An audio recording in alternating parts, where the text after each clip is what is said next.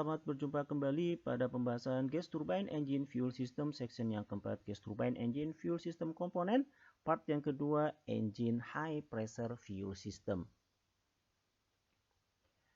Pada pembahasan sebelumnya kita sudah membahas komponen-komponen yang termasuk di dalam Engine Low Pressure Fuel System.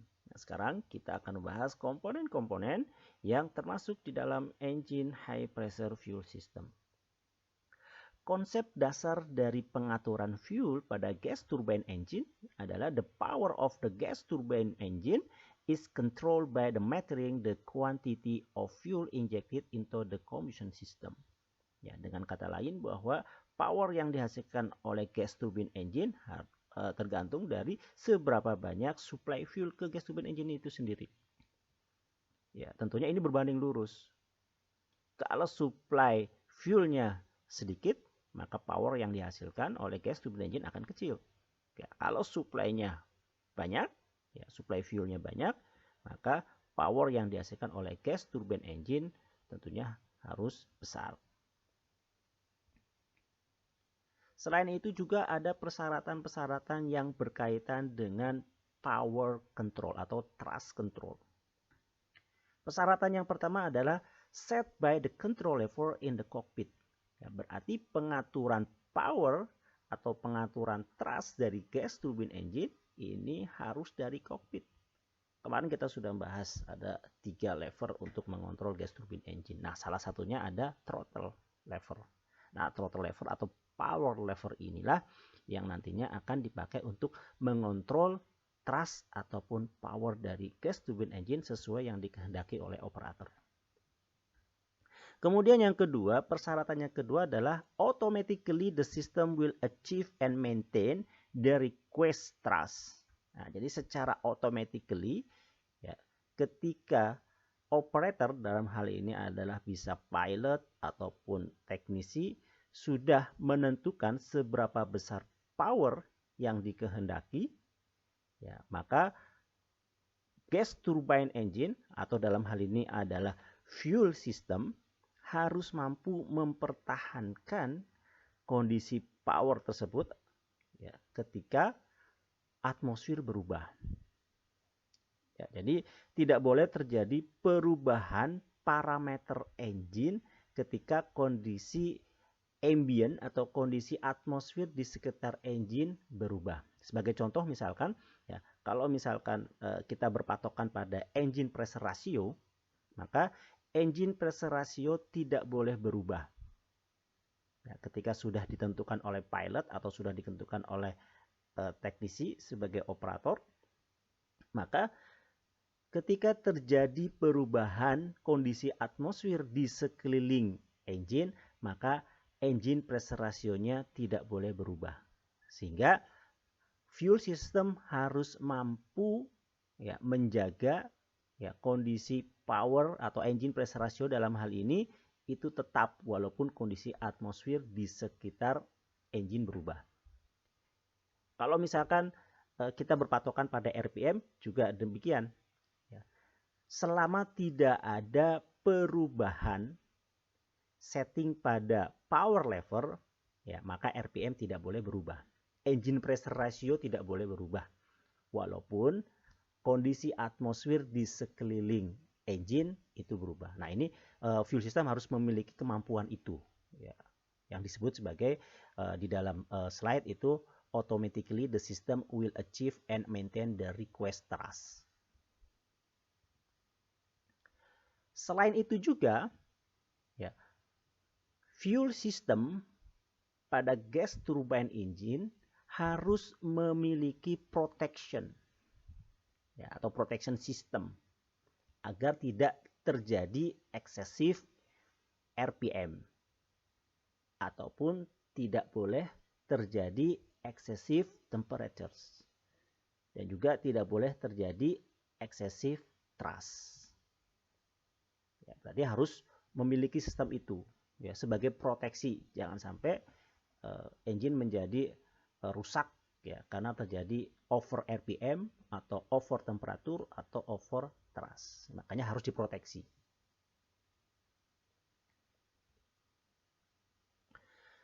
Yang termasuk di dalam engine high pressure fuel system, ya, komponen-komponennya terdiri dari yang pertama adalah engine driven positive displacement fuel pump.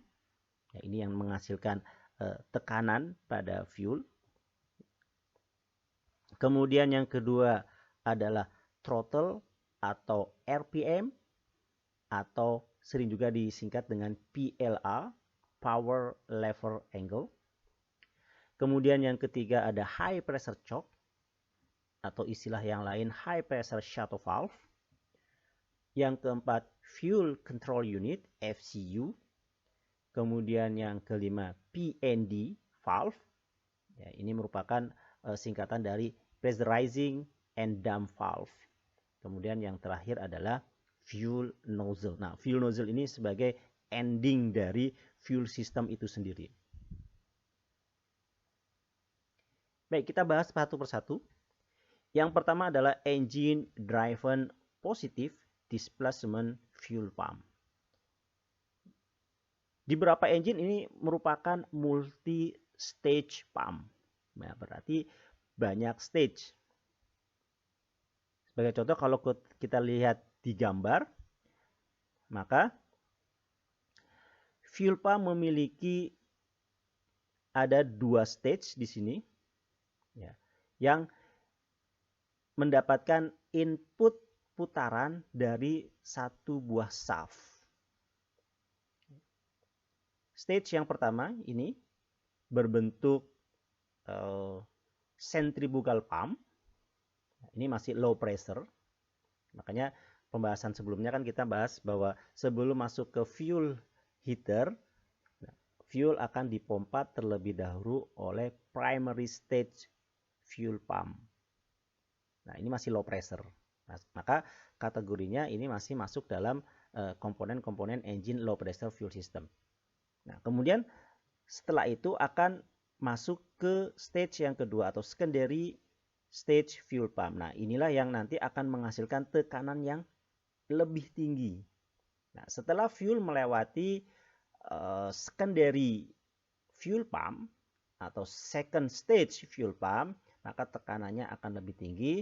Nah, inilah sudah termasuk dalam kategori engine high pressure fuel system component. Typically centrifugal type pump and dual element spur gear type pump.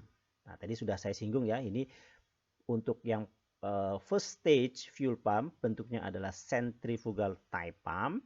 Nah, kemudian nanti akan dinaikkan tekanan fuelnya ya, oleh second stage yang berbentuk spur gear ya, atau roda gigi lurus. Ini kebetulan pada gambar ini menunjukkan dia memiliki dual ya, dual. Jadi ada dua buah pasang spur gear untuk menaikkan tekanan fuel pump. Untuk menaikkan tekanan fuel. Yang kedua adalah throttle atau RPM lever atau PLA, power lever angle. Ya.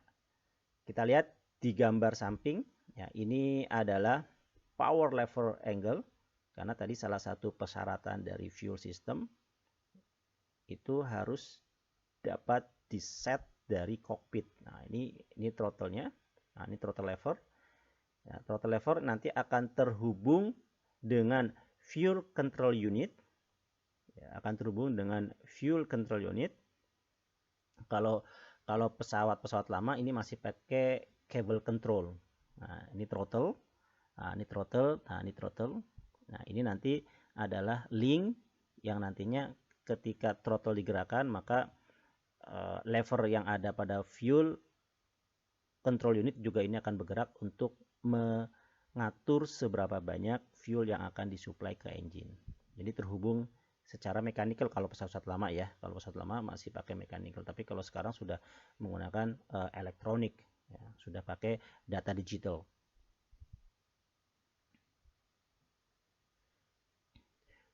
Kemudian selanjutnya ada high pressure choke atau high pressure shuttle valve. Ya. Nah, ini adalah lever dari high pressure shuttle valve yang ada di kokpit. Nah, ini. Nah, kalau kita lihat dari gambar, ini posisinya sedang open. Ya, karena ada di atas, kalau di bawah, nah ini posisinya sedang close. Nah, high pressure shuttle valve ini juga nantinya akan terhubung dengan link yang ada pada ya, fuel control unit. Nah, ini fuel shuttle valve nanti akan terhubung pada link atau pada lever yang ada pada fuel control unit. Nah, ini yang pada pembahasan sebelumnya ya, kita sudah membahas bahwa fungsi dari fuel shuttle valve ini adalah untuk start up ataupun shutdown engine. Jadi fungsinya untuk start dan shutdown engine. Sedangkan untuk mengontrol seberapa besar thrust-nya kita menggunakan throttle ya, throttle lever, sedangkan untuk start and shutdown itu kita menggunakan high pressure shuttle valve. Kemudian selanjutnya ada fuel control unit. Nah, ini adalah fuel control unit yang nantinya bertugas untuk menghitung ya, dan mengatur jumlah fuel yang akan disuplai ke engine sesuai dengan kondisi-kondisi tertentu. Nah, sehingga fuel control unit ini membutuhkan input data ya, atau membutuhkan input ya untuk dapat menghitung ya, input parameternya akan dipakai oleh fuel control unit untuk menghitung. Ya, makanya memang tugas dari fuel control itu ada dua, ada computing and metering. Menghitung ya parameter-parameter input yang ada, baru kemudian akan dihitung dan akan di-meter, akan diatur atau dikontrol seberapa banyak ya, seberapa banyak fuel yang akan disuplai ke gas turbine engine. Nah, kalau kita lihat di gambar di sini, ini khususnya untuk GTAD. Nah, input parameter yang dibutuhkan. Nah, yang pertama di sini ada total temperatur station 2. Nah, ini ada TT2 sensor. Nah, ini yang pertama. Kemudian fuel control unit juga membutuhkan input parameter dari PS4. Nah, ini PS4. Ya, dari tekanan statik station 4, yaitu discharge compressor. Kemudian selain itu juga fuel control unit membutuhkan input parameter dari RPM engine. Makanya fuel control unit ini akan terpasang pada gearbox. Dan tidak boleh terlupa juga bahwa fuel control unit juga membutuhkan input parameter dari PLA atau throttle sebagai pengontrolan yang dilakukan oleh pilot ya, untuk menentukan nilai thrust yang diinginkan. Ya, jadi kalau kita simpulkan, ada yang pertama yaitu PLA tadi ya, yang pertama adalah temperatur total station 2 TT2 sensor ini. Yang kedua adalah PS4 ya, tekanan statik station yang keempat yaitu discharge compressor. Kemudian yang ketiga adalah RPM dan yang keempat adalah PLA. Nah, ini adalah input parameter yang dibutuhkan oleh fuel control unit untuk melakukan computing and metering fuel yang nantinya akan disuplai ke gas turbine engine.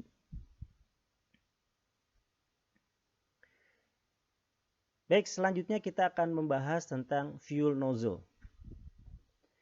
Fuel nozzle ini adalah the end point of the turbine engine fuel system.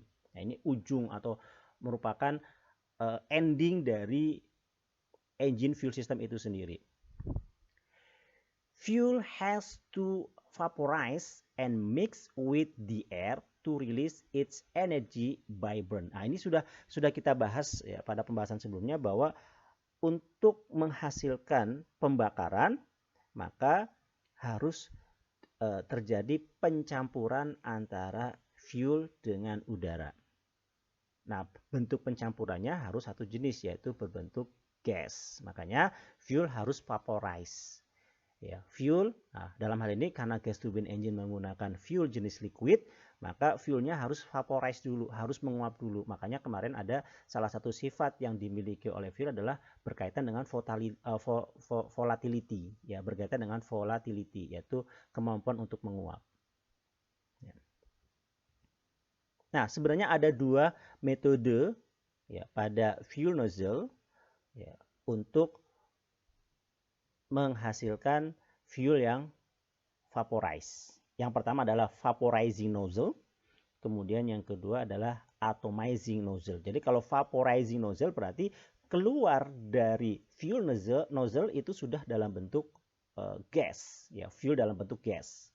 Nah, sedangkan kalau atomizing nozzle, nah ini fuel yang dikeluarkan dari fuel nozzle ini masih berbentuk droplet, ya, masih bentuk percikan-percikan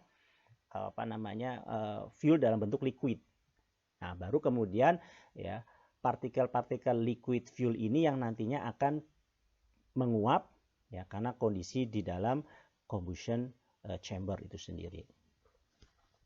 Nah, lalu mana yang digunakan pada gas turbine engine?